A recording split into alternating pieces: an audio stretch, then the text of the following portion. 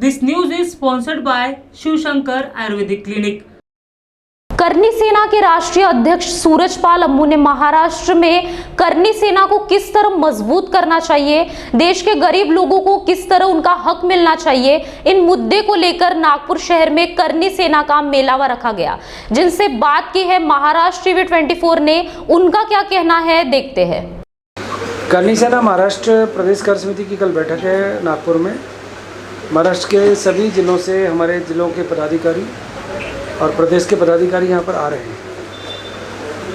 महाराष्ट्र की प्रत्येक विधानसभा के अंदर करनी सेना का गठन हो, प्रत्येक जिले के अंदर करनी सेना युवा शक्ति, महिला शक्ति, व्यापार शक्ति, किसान शक्ति का गठन हो, इस प्रकार की योजनाएं उस पर कल चर्चा करेंगे। प्रदेश स्तर के पदाधिकारी, राष्ट्रीय स्तर के पदाधिकारियों को महत्वपूर्ण रूप से कुछ जिम्मेदारियां दी जाएंगी।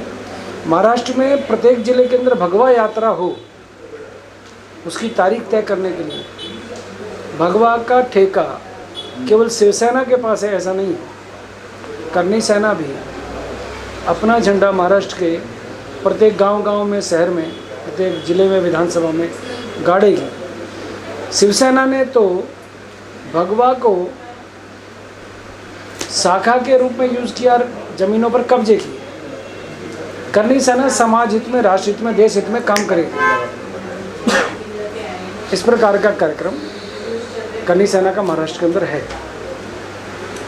नहीं, ये अपने करनी सेना पूरे ऑल इंडिया में कहाँ पर करनी सेना जम्मू कश्मीर से लेके पंजाब, हरियाणा, हिमाचल, दिल्ली, महाराष्ट्र, राजस्थान, गुजरात, इस प्रकार से 22 राज्यों में हम काम कर रहे हैं। करीब 11 लाख से अधिक हमारे सदस्य हैं। लाखों की तादाद में हमारे पदाधिकारी देश में प्रचारक के रूप में काम कर रहे हैं। सर, नागपुर में आपकी कल मीटिंग है, सभा है आपकी। अभी 2022 में भी चुनाव है नागपुर, उनको देख के तो कल आपकी सभा तो नहीं है?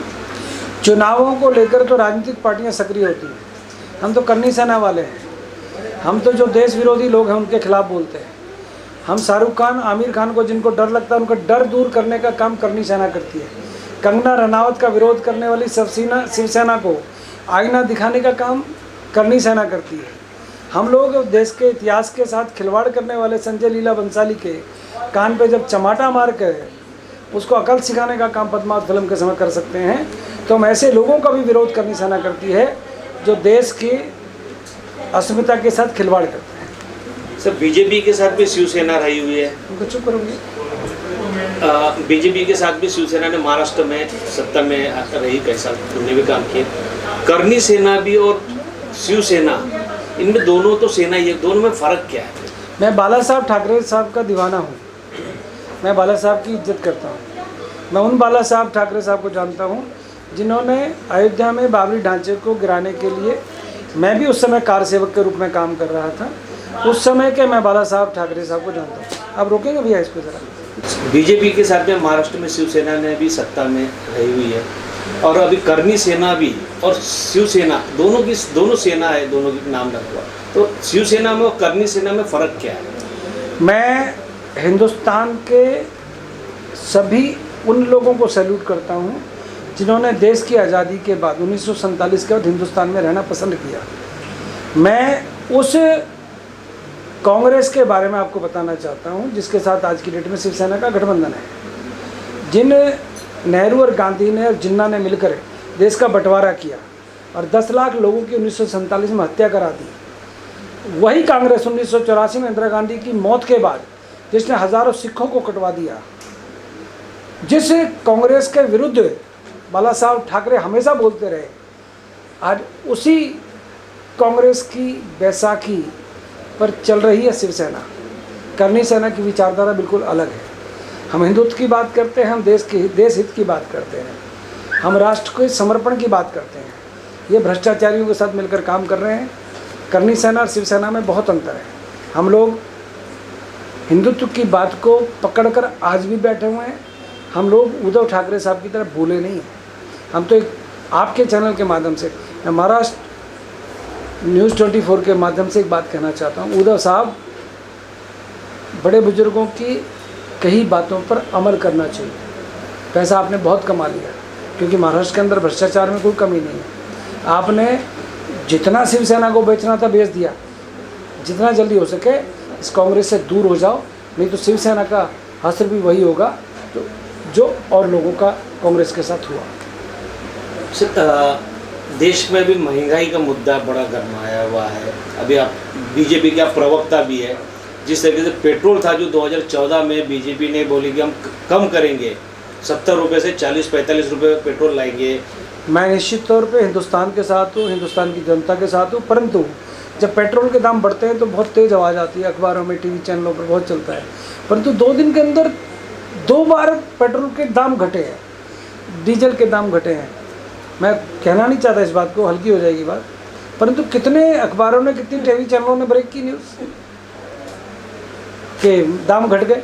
बढ़ने के दाम हैं, घटने एक्चुअल में क्या है, ये आर्थिक आधार पर जिस प्रकार से पेट्रोल के डीजल के दाम तय होते हैं, ये इंटरनेशनल मार्केट का काम है। रही बात ये जो महंगाई वाली बात आप कर रहे हो, इस कोरोना काल के अंदर आर्थिक मंदी से देश गुजरा है और इसी हिंदुस्तान ने आज अपने खजाने भरे हुए हैं, कारण कि देश की रीति नीति देश हित में है। यहाँ पर महंगाई की बात करने के लिए मैं करनी सेना का राष्ट्रीय अध्यक्ष नहीं बैठा। हाँ, मैं भाजपा का प्रवक्ता अवश्य हूँ, परंतु महंगाई के विषय में जिस दिन मुझे भाजपा प्रवक्ता के नाते आप टीवी चैनल पर बिठाएंगे या मेरे साथ बात करेंगे तो मैं उस दिन खुल के बात आपसे करूँगा। आज तो मैं करनी सेना के नाते आपके साथ बैठा हूँ और मैं इतना कहना चाहता हूँ, गरीब की चिंता देश का प्रधानमंत्री करता है। अनेक योजनाएँ गरीबों के हित की देश के प्रधानमंत्री ने शुरू की है। हाँ, आपके चैनल के माध्यम से मेरे एक अनुरोध है, आरक्षण गरीब को मिले, चाहे गरीब बनिया हो, ब्राह्मण हो, पंजाबी हो, ठाकुर हो, सिख हो, कोई हो, गरीब की कोई जाति नहीं। आर्थिक आधार पर आरक्षण की मांग करनी सेना करती है, करती रहेगी, क्योंकि आरक्षण गरीब को मिले, अठावले को ना मिले। रामदास अठावले को आरक्षण की आवश्यकता नहीं है, मायावती को आरक्षण की आवश्यकता नहीं है। आरक्षण तो उस गरीब दलित को मिले जिसके घर में उसकी बेटी को पढ़ाने के लिए, उसकी बेटी की शादी के लिए आज 2 वक्त की रोटी नहीं है, पैसे नहीं है, तो आरक्षण उसको मिले। आर्थिक आधार पर आरक्षण की मांग करते हैं। हाँ, इन्होंने जो आरक्षण पहले तो आर्थिक आधार पर दिया वो ऊँट के मुँह में जीरा की तरह था। आरक्षण में काफ़ी त्रुटियाँ रह गई हैं। मैं चाहता हूँ आर्थिक आधार पर जो आरक्षण दिया गया है उसमें और बढ़ोतरी हो और सभी को जिनको आवश्यकता है उनको आरक्षण मिलना चाहिए। आप पूरे देश की जनता के साथ में है, यानी जो गरीब है, सही में गरीब है, उनको आरक्षण मिलना चाहिए, ऐसे आपकी मांग है। बिल्कुल। और एक गरीबों का और एक मुद्दा है, जो मोदी सरकार ने सब्सिडी दी थी सिलेंडर पे। अब वो सब्सिडियाँ भी आज पूछो गरीब लोगों से, आप जैसे गरीबों के साथ जुड़े हुए, आम जनता के साथ जुड़े, तब उनकी सब्सिडी भी गायब हो गई है। उस पर क्या बोलूं? मुझे लगता है कि सब्सिडी गायब नहीं हुई है, सब्सिडी की कुछ बातें तय कर दी गई है। पहले बीपीएल कार्ड धारकों को सुविधाएं मिला करती थी, बीपीएल कार्ड धारकों को इंश्योरेंस मिला करता था। मैंने तो ऐसे ऐसे रईसों के घर में बीपीएल कार्ड देखे हैं जिनके घर में 3-3, 4-4 गाड़ियाँ थी। पहले तो जो त्रुटियाँ रह गई हैं, जो बीपीएल कार्ड के नाम पर रईसों ने, जिनके घर में 4-4 नौकरी करने वाले लोग हैं, जिनके घर में 2-2 गाड़ियाँ हैं, 4-4 गाड़ियाँ हैं, उन्होंने भी बीपीएल कार्ड ले रखा है। पहले तो उनके ऊपर मुकदमे दर्ज होना चाहिए। चलिए, एक आपकी बात होगी कि बड़े रईस लोगों ने भी बीपीएल कार्ड बना के सब्सिडी भी गरीब को सब्सिडी अभी मिल रही है। पर महीने मैं देखा हूँ बैंक में जाके सिर्फ 40 रुपये मिल रही है।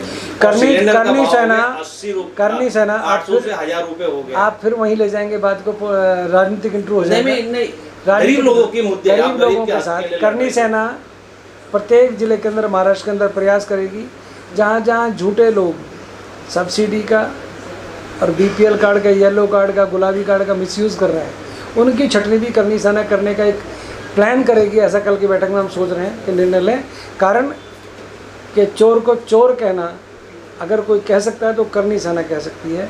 हम उन चोरों को भी ओपन करेंगे और उद्धव ठाकरे साहब से अनुरोध करेंगे कि नारायण राणे की चिंता है, थोड़ा उन गरीबों की भी चिंता करो जिनको आज ना सब्सिडी मिल रही है, ना बीपीएल कार्ड जेन्युइन लोगों को मिल रहा है, ना गुलाबी कार्ड मिल रहा है। तो हम ये काम भी कल की बैठक में शायद निर्णय करने वाले हैं। कल के बैठक में चुनाव को लेकर कोई मुद्दा नहीं है आपका? यानी महाराष्ट्र में अपनी करनी सेना को मजबूत करने का, जो हिंदू हित की बात करेगा वही देश पर राज करेगा, इस प्रकार के नारे को लेकर करनी सेना चलती है। परंतु जो आमिर खान, सलमान खान के साथ रहेगा, जो ओवैसी जैसे लोगों का समर्थन करेगा, जो देश के अंदर ट्रिपल तलाक का, सीए का विरोध करेगा, हम उनके विरोधी थे, विरोधी है, विरोधी रहे। प्रधानमंत्री मोदी जी ने ये किए थे कि 3 तलाक के ऊपर उन्होंने मुद्दा उठाए थे, उस पर क्या करें बोलेंगे? बिल्कुल, ट्रिपल तलाक की चिंता है उनको, उन्होंने कर दिया। परंतु मैं चाहता हूँ ट्रिपल तलाक के अलावा जनसंख्या नियंत्रण कानून भी मोदी जी को लाना चाहिए। मेरी इच्छा है कि देश के अंदर यूनिफॉर्म सिविल कोड लागू होना चाहिए। देश के अंदर सीएए का विरोध जो कर रहे हैं उनके ऊपर मुकदमे दर्ज होने चाहिए। जो लोग हम दो हमारे दो की बात करते हैं, हमने कहा कि हम दो हमारे दो, वो 10-10, 12-12, 15-15 पैदा कर रहे हैं, वो उस पर रोक लगनी चाहिए। क्योंकि जनसंख्या नियंत्रण कानून नहीं बनेगा तो इनके ऊपर रोक नहीं लगेगी। ये लोकसभा के अंदर चर्चा आई थी, परंतु क्यों बंद हो गया, किसके दबाव में हो गया मुझे नहीं पता, परंतु इस पर विचार करना चाहिए। करनी सेना की मांग है।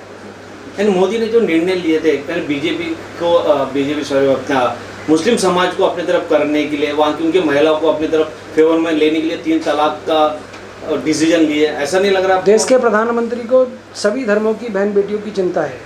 देश के प्रधानमंत्री ने जिन मुस्लिम महिलाओं के साथ अनाचार हो रहा था, दुराचार हो रहा था, अत्याचार हो रहा था, उनकी चिंता करी है। पहली बार देश का प्रधानमंत्री इन 74 सालों में कोई ऐसा है जिन्होंने ट्रिपल तलाक लाकर मुस्लिम बहनों के सम्मान की रक्षा की।